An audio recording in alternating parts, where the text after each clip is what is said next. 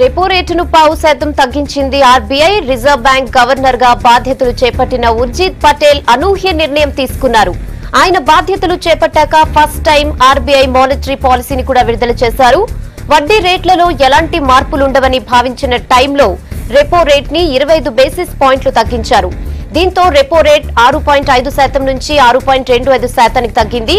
బ్యాంకులు కూడా అన్ని రకాల రుణాలపై వడ్డీ రేట్లను 0.5% తగ్గించే అవకాశం ఉంది. మరోవైపు మిగతా కీలక రేట్లను మాత్రం యథాతథంగా ఉంచింది ఆర్బీఐ.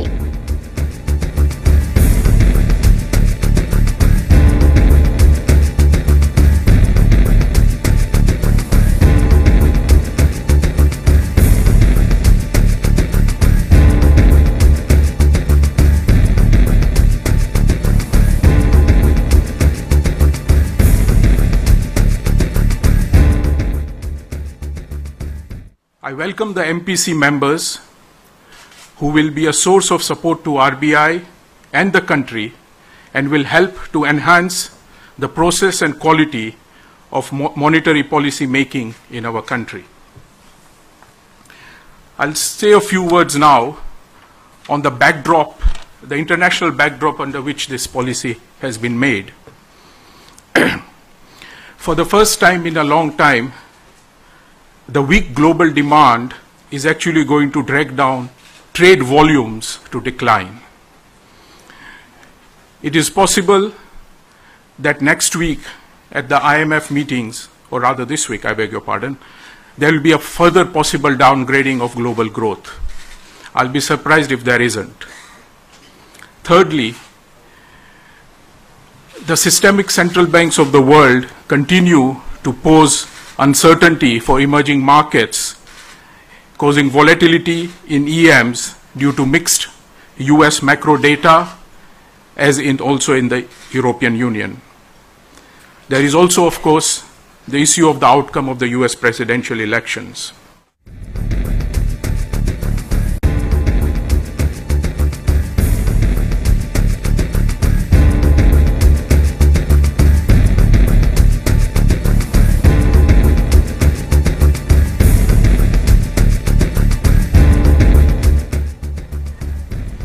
రెపో రేట్ ను 0.5% తగ్గించింది ఆర్బీఐ. రిజర్వ్ బ్యాంక్ గవర్నర్ గా బాధ్యతలు చేపట్టిన ఉర్జిత్ పటేల్ అనూహ్య నిర్ణయం తీసుకున్నారు. ఆయన బాధ్యతలు చేపట్టాక ఫస్ట్ టైం ఆర్బీఐ మానిటరీ పాలసీని విడుదల చేశారు. వడ్డీ రేట్లలో ఎలాంటి మార్పులుండవని భావించిన టైంలో రెపో రేట్ ని 25 బేసిస్ పాయింట్లు తగ్గించారు. దీంతో రెపో రేట్ 6.5 నుంచి 6.25% తగ్గింది. బ్యాంకులు కూడా అన్ని రకాల రుణాలపై వడ్డీ రేట్లను 0.5% తగ్గించే అవకాశం ఉంది. ఇక మరోవైపు మిగతా కీలక రేట్లను మాత్రం యథాతథంగా ఉంచింది RBI.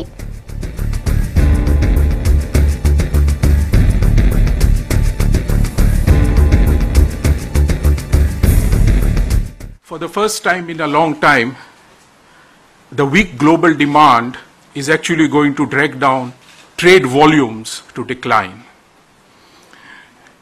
It is possible that next week at the IMF meetings, or rather this week, I beg your pardon, there will be a further possible downgrading of global growth. I'll be surprised if there isn't. Thirdly,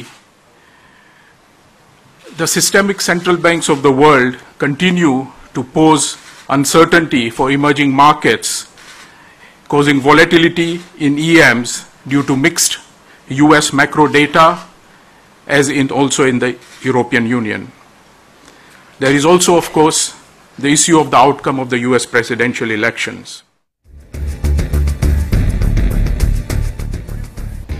దీనిపై మరిన్ని updates Pandu అందిస్తారు. పాండు, 6 నెలలుగా చూసుకుంటే repo రేట్లు తగ్గించలేదు. అయితే ఇప్పుడు ఉర్జిత్ రాగానే తగ్గించడాన్ని ఎలా చూడొచ్చు? రెహనా, ఉర్జిత్ పటేల్ రిజర్వ్ బ్యాంక్ గవర్నర్గా మొదటి మానిటరీ పాలసీ రివ్యూని ఇవాళ ప్రకటించారు.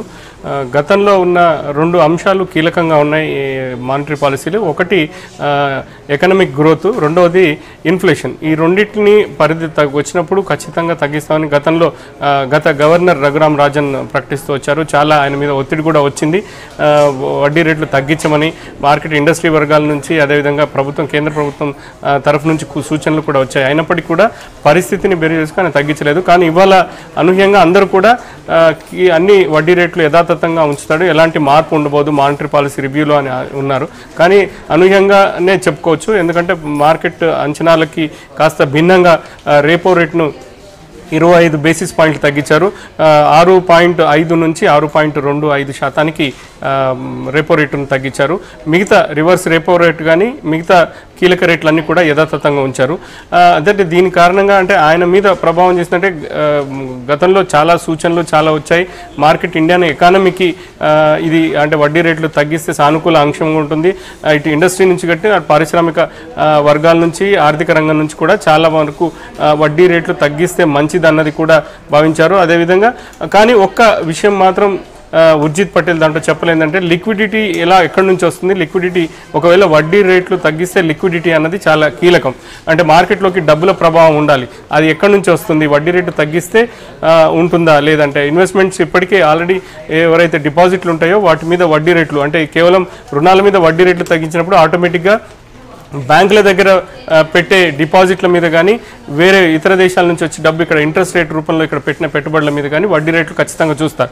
అంటే ఇక్కడ రుణాలు ఇవ్వాలంటే ఖచ్చితంగా డిపాజిట్లు కూడా పెరగాల్సిన అవసరం ఉంటుంది. ఆ డిపాజిట్ల మీద వడ్డీ రేట్లు తగ్గినప్పుడు డిపాజిట్స్ న్యాచురల్గా తగ్గుతాయి. ఇది మేజర్గా అంటే దీని మీద ఉర్జిత్ పటేల్ దాని మీద అంటే ఒక స్పష్టమైన వివరణ ఇవ్వలేదు మానిటరీ పాలసీ రివ్యూలో. కానీ అంటే అనూహ్యంగానే కొద్దిగా అనుకోవచ్చు 0.25% తగ్గించడాన్ని రెహానా. ఇక పాండు మీరు అన్నట్లు రాజన్ ఉన్నప్పుడు రెపో రేట్లు తగ్గించకపోవడంపై విభేదాలు కూడా వచ్చినట్లు ప్రచారం ఉంది కదా, అయితే దీని ప్రభావం కూడా ఉండొచ్చు అనుకోవచ్చా?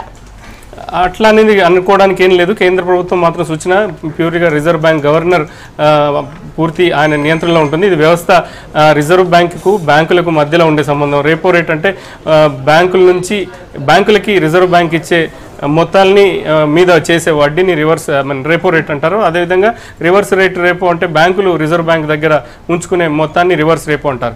ఇది మొత్తంగా బ్యాంకుల మధ్య రిజర్వ్ బ్యాంకు మధ్యలో ఉండే అంశం.